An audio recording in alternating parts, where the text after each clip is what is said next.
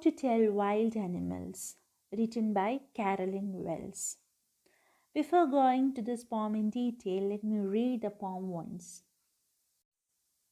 If ever you should go by chance to jungles in the east, and if there should to you advance a large and tawny beast, if he roars at you as you're dying, you will know it's the Asian lion. Or if sometime when roaming round a noble wild beast greets you with black stripes on a yellow ground, just notice if he eats you. The simple rule may help you to learn the Bengal tiger to scream. If strolling forth a beast you view, whose hide with spot is peppered, as soon as he has leapt on you, you will know it's a leopard. It will do no good to roar with pain, he will only lap and lap gain. If when you're walking round your yard you meet a creature there who hugs you very, very hard, be sure it's a bear. If you have any doubt, I guess he will give you just one more cares.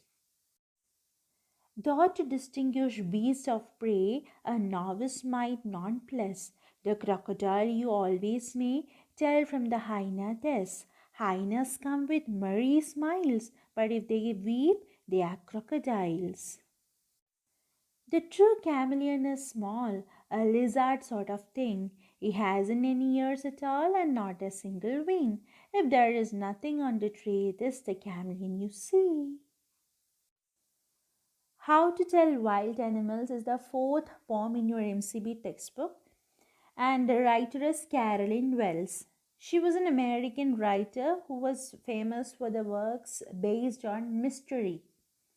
And her very famous two works are The Jingle Book, not the jungle, The Jingle Book, and The Story of Betty. These are the two important works of Carolyn Wells.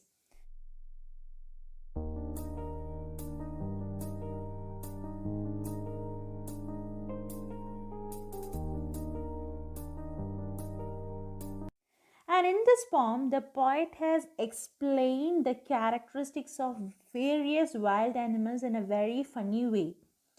And she has used language in a way that it generates humor. And she is introducing the reader to various kinds of animals like the Asian lion, the Bengal tiger, the bear, etc. Explaining each of the animals in a very humorous way. So now let's go to each stanza in detail. The first stanza goes like this. If ever you should go by chance to jungles in the east, and if there should to you advance a large and tawny beast, if he roars at you as you're dying, you will know it's the Asian lion. Here, the poet is telling the readers that how they can recognize various animals in the jungles of the east. And she says that if the reader comes across an animal whose skin is tawny, tawny means yellowish brown color. Tawny means yellowish brown color. So the animal whose skin is yellowish brown in color, and if it roars at him so strongly that he can die out of fear, it means that he has encountered an ancient lion. And she has humorously explained the Asian lion which could kill a person with its roar. That is what it is written here in the second last line. If he roars at you as you are dying, that is when you are hearing the roaring of the Asian lion itself, you will be dead. Now let's focus on the literary devices used in this stanza. First of all, we can find out the rhyme scheme or the rhyming pattern in this stanza. In order to find out the rhyming scheme, you have to take the last words in each sentence. So the words are chance, east, advance, bees, dying, line. So we can say chance and advance are rhyming each other. So we have given them AA. Then we have east, beast, BB. Then dying, line. In sound is there. Okay, so we can give them CC. So the rhyme scheme is A, B, A, B, C, C. Then we have enjambment. Enjambment means without the correct punctuation, the sentence is continuing. That is called enjambment. So here we can say enjambment is a continuation of a sentence to the next line without the correct punctuation marks. And it is the line, and if there should to you advance a large and tawny beast. There is a lack of punctuation in that line. So we can say the poetic device used in this line is enjambment. Actually, there should be a comma after advance. Then we have inversion. Inversion means change in the format of a sentence. As you all know, the sentences are always made in the format subject, verb, object. But you can see in the third line, and if there should to you advance. It is totally inverted line because the proper format of that line is, and if there you should advance. You should be coming in the beginning because should is an auxiliary verb. It is a modal verb. So before that only the object or the subject should be there. But here the poet has purposefully changed the format of the sentence. Then we can say the poetic device used there is inversion. Enjambment means it is a lack of punctuation mark, and inversion means inverting the order of the sentence. Subject, verb, object format will be inverted. That is called inversion. Then we have assonance. Assonance we are very familiar. That is a use of vowel sound. Either the sound or the letter will be present in a single line. And you can see you should go, should to you, roads. Everywhere O sound is repeated. So we can say the poetic device is assonance. Then we have allusion. Allusion is a new thing you are studying. That is, allusion means we are referring to a very famous thing. Either it can be a thing, a place, a monument, animal, bird, human being, anybody, but it will be very famous. In the first stanza we can say the poet has used the word the Asian lion. We all are familiar about the speciality of the Asian lion. So it is a reference of a very famous animal. That is why the poetic device used there is allusion. Not illusion. Illusion is a different thing. It is allusion. Allusion means referring to a very famous thing, place, or an object, or an animal, or a human being, anything like that. That is called allusion. So in the first stanza itself, we are having poetic devices like enjambment, inversion, assonance, allusion, and we have the rhyming scheme, that is A, B, A, B, C, C. The second stanza goes like this. Or if sometime when roaming round, a noble wild beast greets you with black stripes on a yellow ground, just not as if he eats you, this symbol rule may help you learn the Bengal tiger to discern. In this stanza, the poet has used a dark comedy. Dark comedy means it is also called as a black comedy because it is also a method of showing an amusement, but it can be a shocking knowledge. It can be a shocking fact. But it is still creating a sort of amusement. It is still making a comic sense. That is called a dark comedy. You can understand what is a dark comedy here. Here, the writer explains an animal that roams in the jungle and belongs to a royal group. Okay, this animal is a royal breed. And the color of its skin is yellowish with black stripes. Now itself we can imagine an animal having black stripes on a yellowish body. And she says that if you notice that he kills you and eats you up, okay, if you notice that it kills and eats you up, then this means that you have surely seen a Bengal tiger. And this time also we can say the writer has used a dark comedy, dark humor, or the black comedy to explain how a tiger looks like, because once a person has been eaten up by a wild animal, then there is no use to determine which animal or which wild animal it is, isn't it? Imagine if I am being killed by an animal, then after being killed, I am recognizing which animal has killed me. Is there any use of it? No. Likewise, the poet says that if you are aware that an animal who is belonging to a royal breed and who is having a black stripes on a yellowish body, and once you are eaten by that animal, you can understand that that is a Bengal tiger. Now let's focus on the literary devices used in the second stanza. First of all, we can find out the rhyme scheme or the rhyme pattern.